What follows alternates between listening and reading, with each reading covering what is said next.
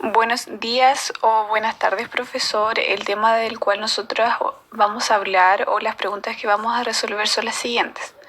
¿Cuáles son las funciones del Estado y cuál es el objetivo perseguido con la división de ellas? Y con respecto a esta, ¿es lo mismo que la división de poderes? Los integrantes son Alondra Benavides, Macarena Carrasco, Michelle Reyes y quien le habla, Yulisa Campos. A modo de introducción, comenzaremos hablando acerca de qué es el Estado o cómo se creó. Bueno, el Estado es una forma de organización social en el cual se crean instituciones para regular la vida de los individuos dentro de un territorio de origen. Esta forma de organización, según la idea del Leviatán de Thomas Hobbes, surge porque el individuo de partida en un estado de naturaleza vive sin vínculos políticos. Por ende, no hay vínculos, no hay derechos. No existe una racionalidad política entre todos los individuos que conformen la comunidad. Entonces, para Hobbes, lo que hicieron estos individuos para superar la guerra del estado de naturaleza de que era básicamente todos contra todos, es terminar con la igualdad natural por la vía de crear un poder artificial. ¿Y qué significa esto? Alguien que sea incomparable el poder superior de cada uno de ellos, a modo que frente a cada individuo éste sea inmune a los ataques. Por lo que para llegar a esto se renuncia a la libertad y las personas deben aceptar a que otro pueda imponerles deberes surgiendo de esta manera lo que es el Estado. Siguiendo con el Estado, al conformarse de instituciones tiene el propósito esencial de satisfacer aquellas necesidades sociales para la conservación y perfeccionamiento de la sociedad.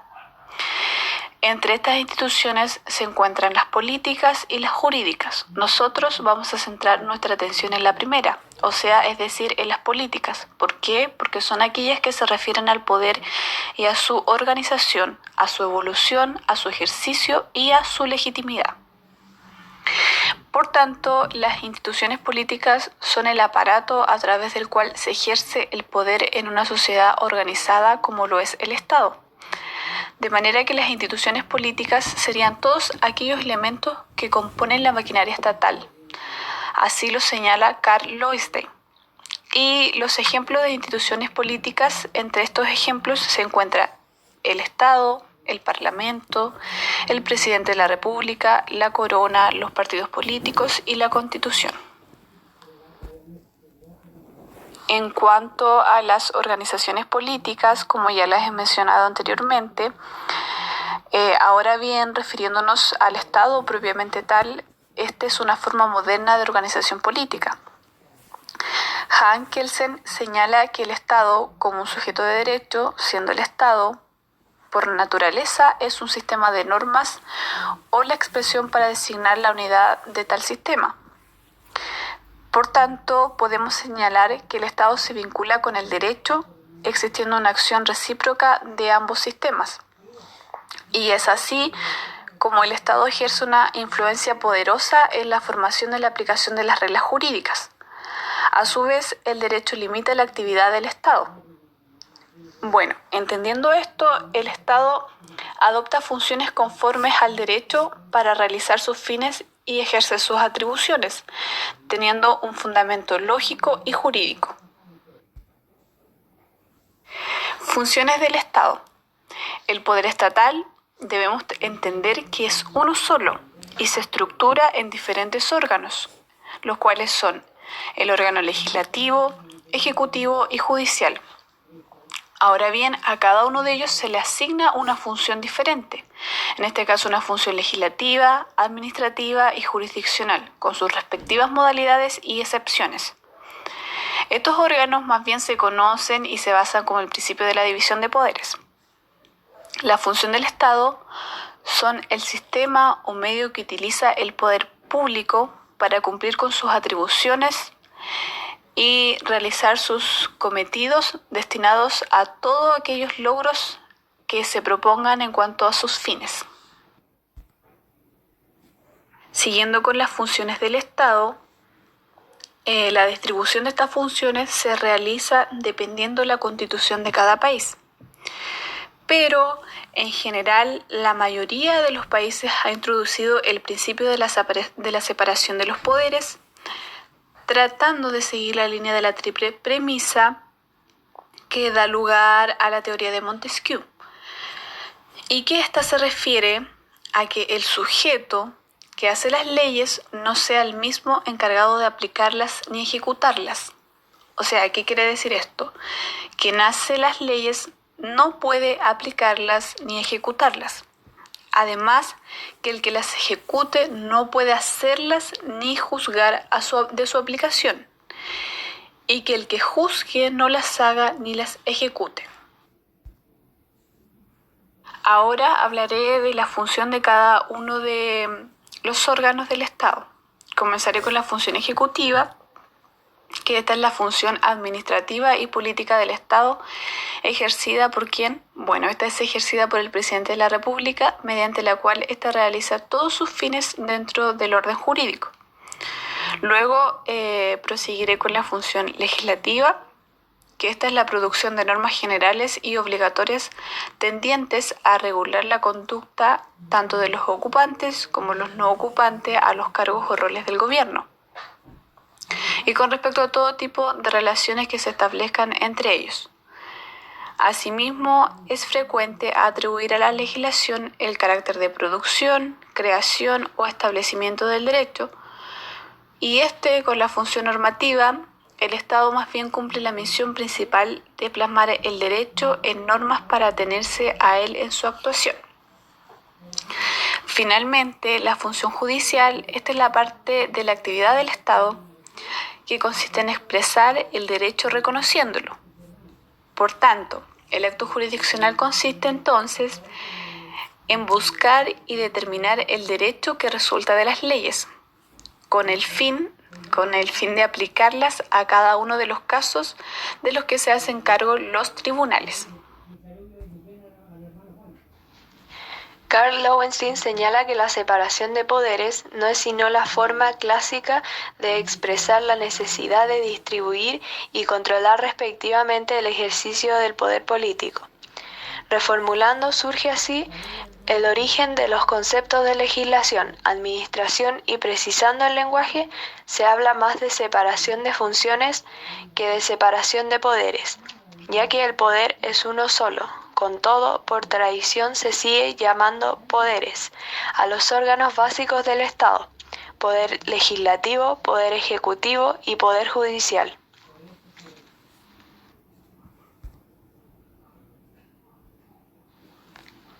En cuanto a la división de poderes, en efecto, esta permite evitar la concentración de los poderes del Estado en una sola persona, órgano o corporación, lo que vendría a posibilitar los abusos de autoridad y con el tiempo el surgimiento e instauración de un régimen autoritario o tiránico.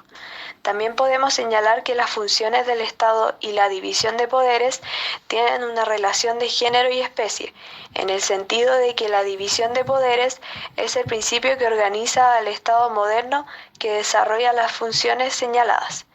De aquí comprendemos la importancia de la división de los poderes.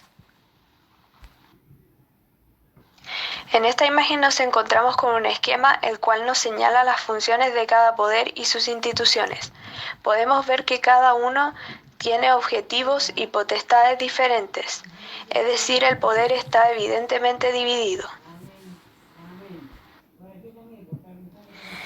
Desequilibrio de poderes. Para evitar el naufragio de la democracia que provocan los regímenes autocráticos, no basta con la separación de las funciones públicas en órganos distintos. Es necesario el equilibrio de los poderes asignados a dichos órganos, y este solo se logra cuando uno de ellos goza de suficiente autonomía para cumplir cabalmente sus propios fines y de la independencia necesaria para evitar la usurpación de sus funciones o la interferencia de otros poderes en atribuciones que son esenciales para la realización de sus fines propios. Para ello, la Constitución debe asegurar el equilibrio de los poderes al regular su reparto. Nuevas dimensiones del principio de división de poderes en un mundo globalizado. El presente artículo aborda el principio constitucional de división de poderes, definido como técnica de distribución de funciones para garantizar el mayor ámbito de libertad para el ciudadano cuya esencia se ha mantenido inmutable, no obstante adecuarse a su instrumentación a los diferentes contextos históricos, a fin de analizar las bases y las transformaciones que ha sufrido el principio y sus nuevas manifestaciones, para que a través de conclusiones que integramos con algunas reflexiones poder realizar algunos aportes al debate en torno al derecho constitucional actual y los desafíos que debe asumir de la mano de la globalización y sus múltiples efectos. Luego de las transformaciones y de las nuevas presentaciones que hemos ido dilucidando en este trabajo del principio de división de poderes, es posible concluir que la problemática del derecho constitucional sigue siendo la misma: limitar al príncipe, en otras palabras, controlar al poder para asegurar los beneficios de la libertad a todos los hombres. El Estado de Derecho sigue tan vigente como desde su creación y las reglas en que se articula la división de poderes sigue siendo pilar clave de esta organización constitucional. Y es la misma historia la que demuestra que el mecanismo más eficaz para el control del poder político consiste en atribuir diferentes funciones estatales a diferentes detentadores de poder, que si bien ejercen dicha función con plena autonomía y propia responsabilidad, están obligados a cooperar para que sea posible una voluntad estatal válida.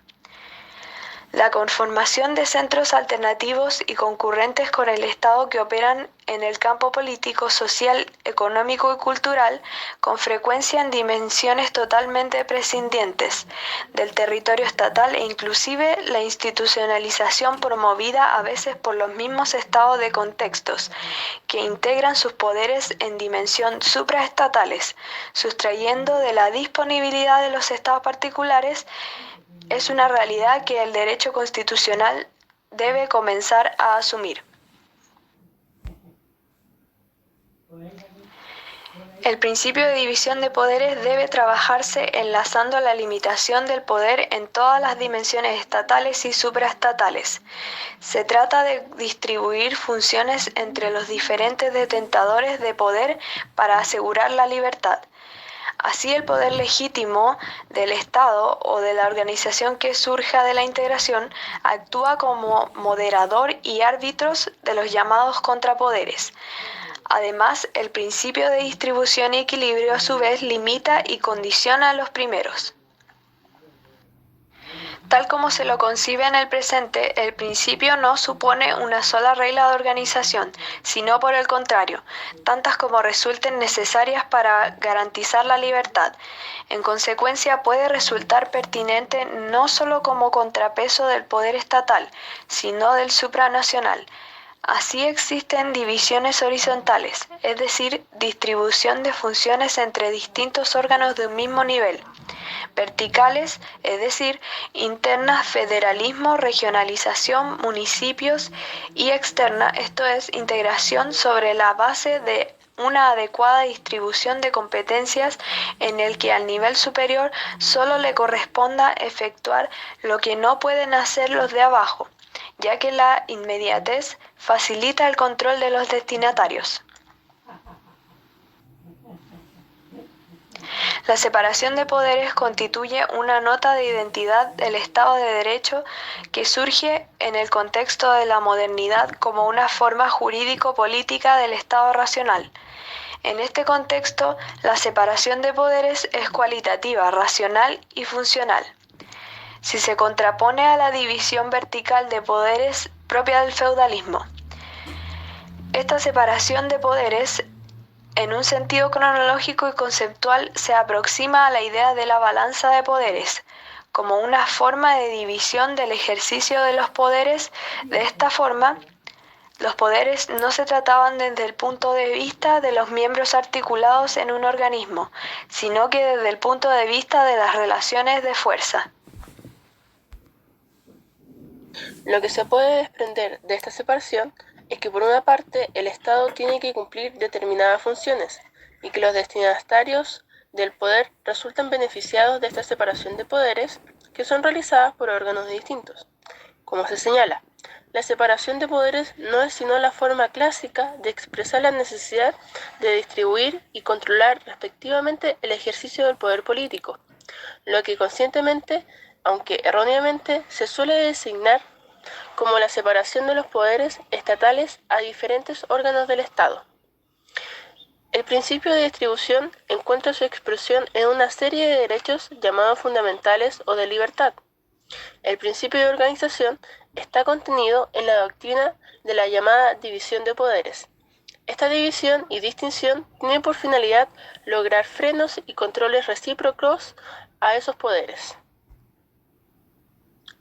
Tal como señala el jurista Pablo Lucas Verdú, la separación de poderes se considera indispensable para asegurar la libertad de los ciudadanos, en la medida que limita al poder político atribuyendo a órganos distintos, correspondientes a instituciones diferentes, el ejercicio de cada función estatal, de modo que un individuo o un grupo de individuos no puede dictar leyes y aplicarlas por la vía administrativa o judicial.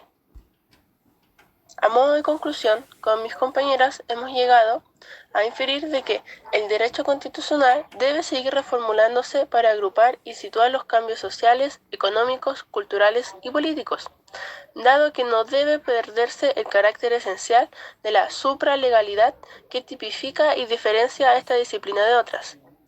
Por ende, el tratamiento que procuramos realizar del principio de división de poderes demuestra que el derecho constitucional poco a poco está evolucionando e integrando estos nuevos fenómenos a fin de brindar un modelo que ante situaciones políticas otorgue seguridad y supere siempre la latente imposición de las fuerzas sobre los ciudadanos. Muchas gracias.